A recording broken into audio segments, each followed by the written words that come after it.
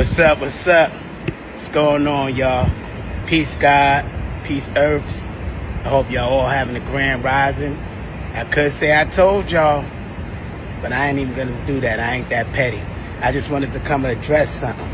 I see what you put up there, Tank. You know, after this fight, all you can do is send a contract, right?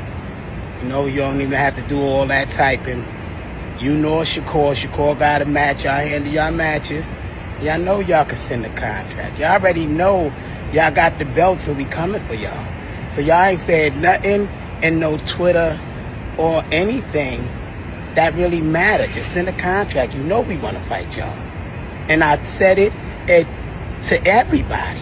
I know my boy will stop you, and I ain't talking shit just from this win. It just is what it is, being competitive. And I know you got power. But if you look at our first interview with Bernard Hopkins, when Floyd first got signed, he asked him, yo, in 2 years, give me that fight with Tank. So if you don't think you on the hit list, you're bugging. And that ain't disrespectful. It's because y'all got talent. Y'all are the champions.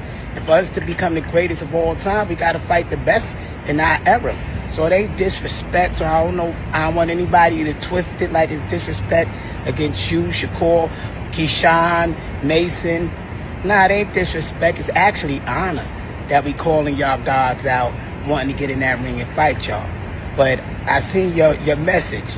All you got to do is send a contract, and I know Kid gonna stop you. Trust me.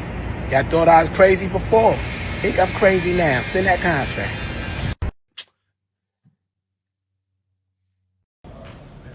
It's Eric Salubin, and you watching Toe to Toe TV. What's up, savages? This is Coach Chip, and you watching Toe to Toe TV. David Reed, Trinidad. Davey Moore, Duran. Erickson Lubin, Charlo. Fernando Vargas, De La Hoya. All of these fighters jumped the gun too quickly. They came out, taking off, knocking their opponents out left and right. Figured their team, management, coaches figured they was ready for the big show. Crash and burn. Davey Moore had 13 fights before he fought Roberto Duran. Fernando Vargas, I think he had like 20 fights before he fought Trinidad, 2021. Let's see. Erickson Lubin had like 18 fights before he fought Charlo. Now, as experienced as these guys was in the amateurs making the transition and getting the right opponents, you know, knocking people out left and right, this, that, and the third, doing what they were supposed to do, that mentality, that thing called experience, was missing before they took and went on the big show, in my opinion. Floyd had 40-something fights before he fought De La Hoya. Canelo had something like 30, 40 fights before he fought Floyd. And I'm saying all this, I'm saying these stats to say this. Floyd Schofield is calling out Tank. Floyd's dad is calling out Tank. Now, when Floyd fought De La Hoya, it made him a star. When Canelo fought Floyd, it made him a star. When Lamont Roach fought Davis, it made him a star. Schofield, is he ready to be a star? He has 19 fights. And everybody's going crazy over the knockout he had with Tevin Farmer. And Tevin Farmer is a skilled fighter, but Tevin Farmer is 34 years old. And he was in the previous video I was saying, he was in 36 hard rounds, right? And he took Schofield, in my opinion, for granted. And he got caught. So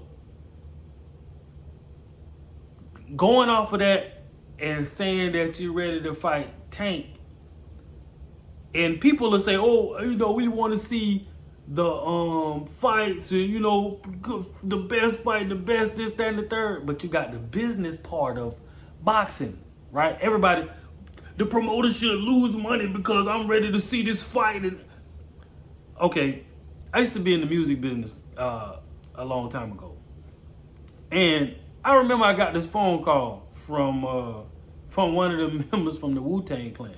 Wasn't RZA, wasn't Ghostface Killer, wasn't Method Man, because people don't. Wu-Tang Clan was huge.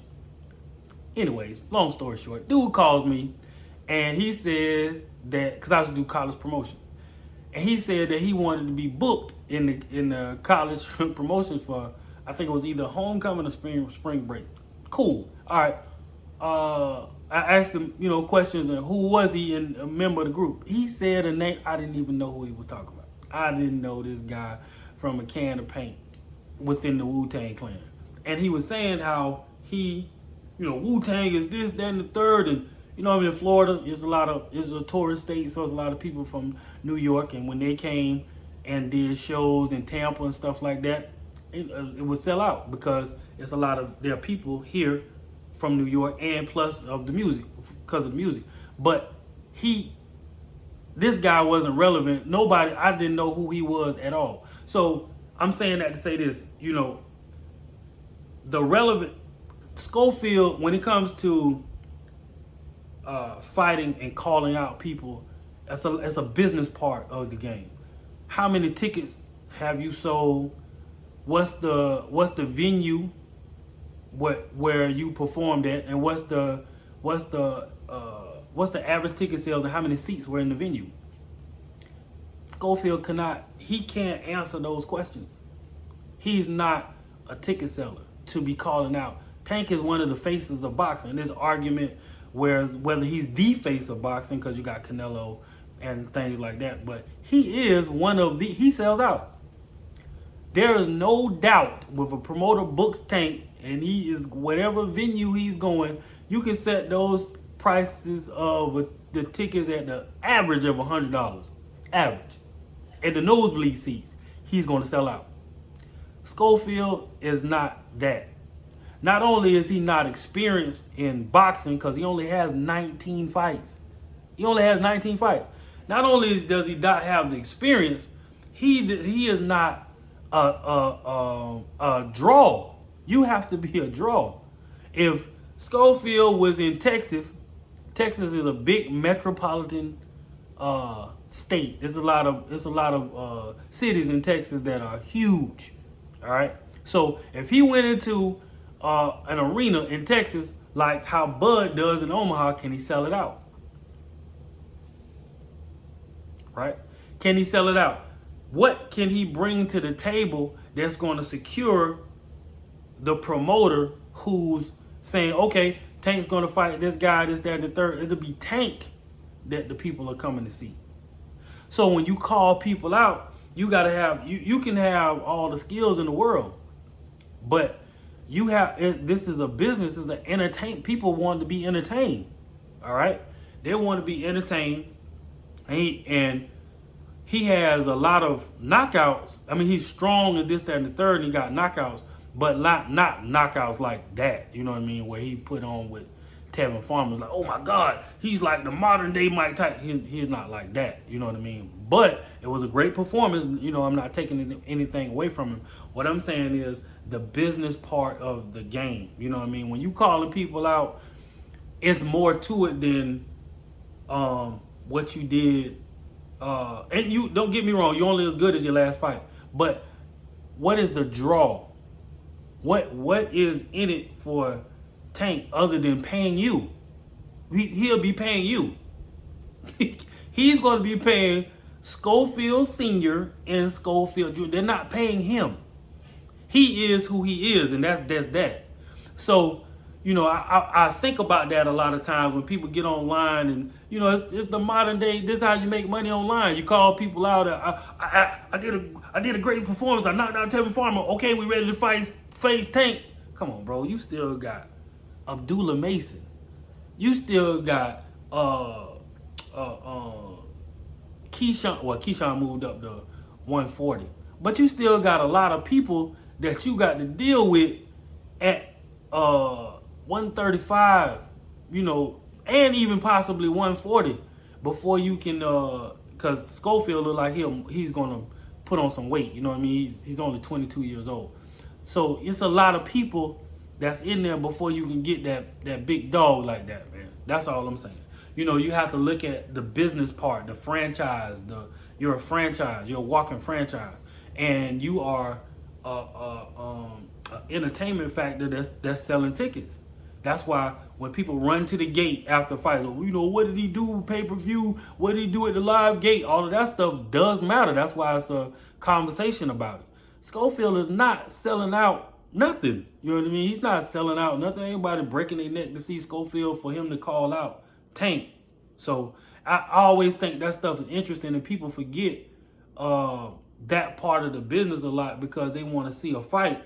And yeah, you want to see a fight, and this clamoring. You can, if he has a lot of successful fights like that, because the crowd does make the fights. But the crowd has to buy tickets. There's no average person walking around talking about Schofield, Kid Austin. They're just not. In time, they may, if he keeps performing like the way that he did against Tevin Farmer, of course they will, but not right now. His dad is he's online trying to make money. This is how you make money online, you know. I respect it though. He's saying it's for legacy and I'm calling you out. You should be on. Everybody calling out Tank because that's, you know you're going to get paid. So, you know, Frank Martin did that. The Tank said, yo, you should have waited. You know what I mean? When Vargas was chasing down Trinidad called him a baby. And, you know, he was like, he's a baby. Same thing with Charlo about Erickson Lubin. You know what I mean? He was like, yo, he hasn't done anything in boxing. You know, so that's my take on it, you know, about the business part of the game, you know. The draw, the ticket sales, where you can have leverage to say, okay, this is what I'm doing. These are the venues that I've performed at. This is how many asses I put in the seats, and this is the average ticket sale. The average ticket sale could be, you know, $50, you know, $100, the average ticket sale. Then you got VIP tables and all that kind of stuff like that comes with it. Those numbers matter because people got to put the money up. Just like his dad say, put the fight on. People got to put the money up. But that's my take. I'm Coach Chip. Make sure you like, comment, and subscribe. And I'm out.